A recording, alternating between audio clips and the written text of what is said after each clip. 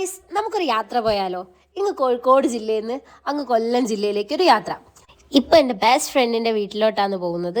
അവൾ വീട് കൊല്ലം പരവൂരാണ്. അപ്പം അനിയനാണ് റെയിൽവേ സ്റ്റേഷനിലാക്കി തരുന്നത്. പോകുന്ന വഴിക്ക് ക്യൂർ ചന്തയൊക്കെ കണ്ട് അനിയൻ റെയിൽവേ സ്റ്റേഷനിലാക്കി. വടകര റെയിൽവേ സ്റ്റേഷനിലാണ് ട്രെയിന്.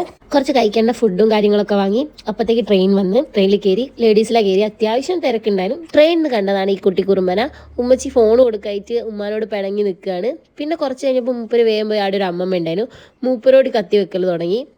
ഒരു 2 മണി വരെ ഉറങ്ങിയെങ്കിൽ പിന്നെ ഒരു ലേസ് എടുത്ത് തിന്നാൻ തുടങ്ങി. അത്യാവശ്യം തിരക്കുണ്ടായിരുന്നു.